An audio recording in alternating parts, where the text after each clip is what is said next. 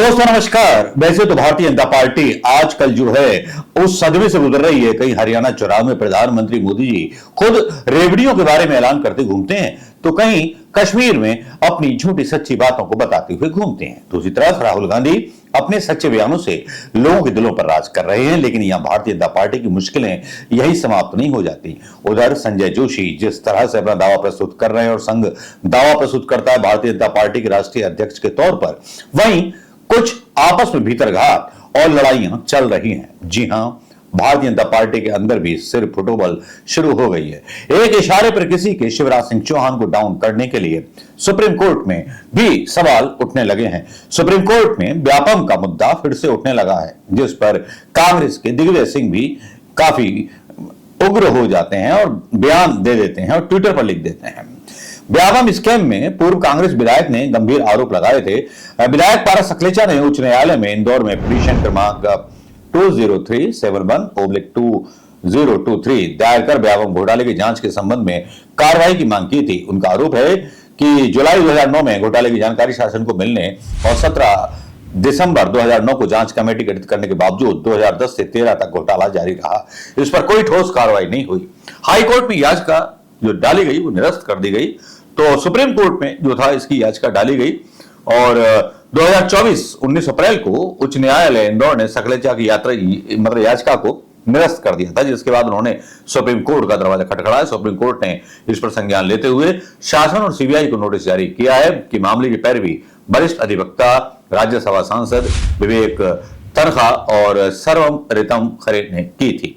STF को दिया था आवेदन। पारस सकलेचा ने व्यापम की जांच के लिए संबंध में एसटीएफ को 11 दिसंबर 2014 को 350 का एक आवेदन प्रस्तुत किया था। इसके अलावा 12 जून 2015 को उन्होंने 71 पेज का लिखित बयान और 240 पेज के दस्तावेज भी एसटीएफ को सौंपे थे और उसके बावजूद कोई ठोस कार्रवाई नहीं की। जब ठोस कार्रवाई नहीं की गई तो सुप्रीम कोर्ट ने इस पर संज्ञान ले लिया है और जितनी भी एजेंसियां हैं, जिसमें मुख्यमंत्री शिवराज सिंह चौहान, मुख्य सचिव, पुलिस महानिदेशक, चिकित्सा शिक्षा सचिव, व्यापम अध्यक्ष आदि की भूमिका पर सवाल उठे हैं, उनको तलब कर लिया गया है सुप्रीम कोर्ट के द्वारा। सुप्रीम कोर्ट ने एक समय सीमा दी है और समय सीमा के भीतर ये रिपोर्ट प्रस्तुत करने के लिए कहा गया है। ये तो था मध्य प्रदेश के उस अकाउंट की झांकी जो राजनीति चल रही है मध्य प्रदेश में। लेकिन एक राजनीति और घट रही है, वो घट रही है कर्नाटक में इलेक्टोरल बॉन्ड जैसे मुद्दे को लेकर के। जिस इलेक्टोरल बॉन्ड को सुप्रीम कोर्ट गैर कानूनी बता चुका है, उसी इलेक्टोरल बॉन्ड को लेकर के वित्त मंत्री सीतारमण के खिलाफ एक रिपोर्ट दर्ज कर ली गई है। अब आंख के बदले आंख, हाथ के बदले हाथ, इस पैटर्न पर चलने लगी है हमारी राजनीति, जिसकी शुरुआत प्रधानमंत्री मोदी जी ने की थी। जिस तरह से उन्होंने ईडी, आईडी और सीबीआई जैसी जांच एजेंसियों का इस्तेमाल अपने विपक्षियों को दबाने के लिए और सरकार बदलने के लिए किया, उसके साइड इफेक्ट अब नजर आने लगे हैं। कर्नाटक सरकार जहां पर सिद्धारमैया का इस्तीफा मांगा जा रहा था, वहां सिद्धारमैया सीएम ने शिकायत कर दी है निर्मला सीतारमण की और साफ साफ उन्होंने कहा है निर्मला सीतारमण पर इलेक्टोरल बॉन्ड की उगाही का आरोप लगा है और दर्ज की गई है एफआईआर। जी हां, ये एक बड़ी ऐसी खबर है जो थोड़ा सा मतलब राजनीति के मायने बदलती हुई लग रही है। यहाँ खबरें हैं, दैनिक भास्कर लिखता है कि बेंगलुरु कोर्ट का निर्मला सीतारमण के खिलाफ एफआईआर का आदेश, इलेक्टोरल बॉन्ड के जरिए जबरन की गई थी वसूली। और दैनिक भास्कर की दूसरी न्यूज है कि मॉर्निंग न्यूज ब्रीफ में सीतारमण बोली इलेक्टोरल बॉन्ड वापस लाएंगे। आतिशी ने कहा केजरीवाल को जेल से बाहर लाएंगे। 20 अप्रैल 2024 की है ये, 9 घंटे पहले की जो है वो लेटेस्ट खबर ये है कि बेंगलुरु कोर्ट में निर्मला सीतारमण के खिलाफ एफआईआर का आदेश। और ये खबर क्या है, दैनिक भास्कर इसमें थोड़ा सा डिटेल में हम आपको बता देते हैं। बेंगलुरु कोर्ट की निर्मला सीतारमण के खिलाफ एफआईआर का आदेश दे दिया है। इलेक्टोरल बॉन्ड के जरिए जबरन वसूली का आरोप लगाया गया है। कर्नाटक सीएम ने इस्तीफा मांगा है निर्मला सीतारमण जी का। जी हाँ, ये वही निर्मला सीतारमण है जिन्हें लहसुन और प्याज का मतलब पता नहीं, तो खाती नहीं है ना अक्सर। बेंगलुरु की एक स्पेशल कोर्ट ने 27 सितंबर को वित्त मंत्री निर्मला सीतारमण के खिलाफ एफआईआर दर्ज करने का आदेश दिया है। जनाधिकार संघर्ष परिषद जेएसपी के आदर्श अय्यर ने बेंगलुरु में शिकायत दर्ज कर केंद्रीय मंत्री निर्मला सीतारमण के खिलाफ कार्रवाई करने के निर्देश की मांग की थी। जनाधिकार के इस नेता की याचिका के दायर करने पर शुक्रवार को सुनवाई हुई। अदालत ने बेंगलुरु के तिलक नगर पुलिस स्टेशन को एफआईआर दर्ज करने का आदेश दिया।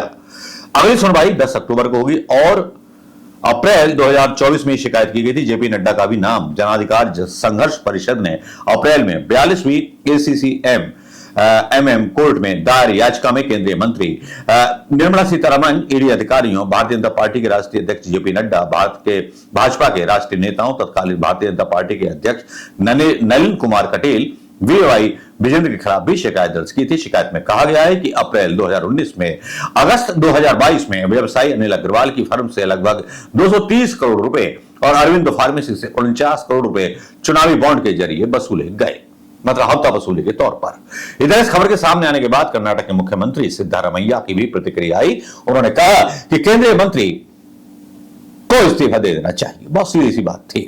कर्नाटक भारतीय जनता पार्टी के नेता सीतारमण के इस्तीफे के लिए कब प्रदर्शन और मार्च करेंगे? अगर निष्पक्ष जांच होती है तो पीएम मोदी और कुमार स्वामी को भी इस्तीफा देना चाहिए।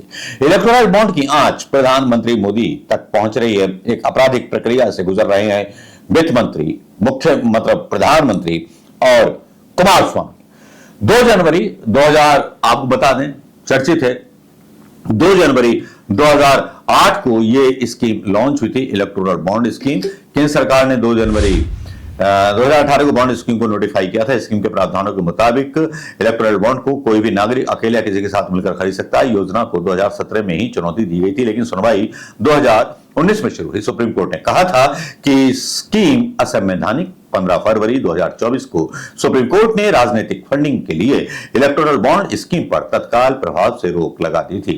सुप्रीम कोर्ट ने कहा था कि यह स्कीम असंवैधानिक है। बॉन्ड की गोपनीयता बनाए रखना असंवैधानिक है। यह स्कीम सूचना के अधिकार का उल्लंघन है। कोर्ट ने SBI और चुनाव आयोग को निर्देश दिया था कि वह इलेक्टोरल बॉन्ड से जुड़ा पूरा डेटा सार्वजनिक करे और उसके बाद डेटा सार्वजनिक हुआ था। देश की जनता ने देखा, यूट्यूबर्स ने भी डाला, लेकिन नेशनल मीडिया ने इस पर कोई खबर दिखाई नहीं थी। डेटा सार्वजनिक होने के बाद 2024 में कारपोरेट्स और राजनीतिक दलों के बीच लेन-देन की जांच SIT से करवाने की याचिका सुप्रीम कोर्ट में दायर की गई थी। वित्त मंत्री ने लोकसभा चुनाव से पहले कहा था कि हम स्कीम वापस लाएंगे। लोकसभा चुनाव से पहले वित्त मंत्री ने बॉन्ड स्कीम को दोबारा लाने का संकेत दिया था। निर्मला सीतारमण ने हिंदुस्तान टाइम्स को दिए गए एक इंटरव्यू में कहा था कि अगर हम सत्ता में आए तो इलेक्टोरल बॉन्ड स्कीम को फिर से वापस लाएंगे। इसके पहले बड़े स्तर पर सुझाव दिए जाएंगे। हालांकि कांग्रेस समेत कई विपक्षी दलों ने इनके इस बयान पर कहा था कि जब बीजेपी लोगों को और कितना लूटना चाहती है। आंकड़े हैं किसको कितना चंदा मिलता है। भारतीय जनता पार्टी को अभी तक जो है 1450 करोड़ रुपए बताए जाते हैं मिले हैं। तृणमूल आश्चर्यजनक रूप से 2019-20 में आगे निकल गई थी 2555 करोड़ रुपए। उसके बाद तो उसकी मात्रा घटती चलेगी। कांग्रेस को तो मतलब रहने दीजिए, कांग्रेस तो मतलब जाती हुई प्रतीत होती है। इलेक्टोरल और बॉन्ड के जरिए बहुत सारी चीजें की गई और बीजेपी ने जो थी सबसे बड़ी पार्टी बन गई। हर जिले में, हर डिस्ट्रिक्ट में, हर प्रदेश में उसका, हर गली मोहल्ले में एक जो था कार्यालय बन गया। बड़ी बड़ी सरकारों को तोड़ा गया, बड़े बड़े सरकार के विधायकों को तोड़ा गया। भाजपा पर आरोप लगते रहे कि 10-10, 50-50 करोड़ रुपए में विधायकों को खरीद करके सरकारें बदली गई। अब ये आरोप, कल्पना कीजिए कि राहुल गांधी की सरकार बनती है, बीजेपी की सरकार गिर जाती है, अगले लोकसभा चुनाव में राहुल गांधी की सरकार आ जाती है, तब हथकड़ियों में नजर आएंगे निर्मला सीतारमण, अदानी, अंबानी, प्रधानमंत्री मोदी। खैर वो तो झूला डंडा लेके निकल जाएंगे। सोचिए सीन कैसा होगा उस भ्रष्टाचार का जो अब तक हुआ। नए संसद भवन में भ्रष्टाचार जहां लीकेज होने लगा, हाईवे पर भ्रष्टाचार जहां होने लगा, और तो और मेट्रो स्टेशन पर जो बने रेलवे के स्ट्रक्चर्स उस पर भ्रष्टाचार, रेलवे पर भ्रष्टाचार, रेलवे के एक्सीडेंट पर भ्रष्टाचार। किस किस का जवाब देंगे जनता की अदालत में आकर के? क्या प्रधानमंत्री मोदी जी चौराहे पर आना पसंद करेंगे? नमस्कार, जय हिंद दोस्तों। सवाल छोड़े जाता हूं इसलिए कि सवाल आपको कमेंट में करने हैं। नमस्कार, जय हिंद दोस्तों।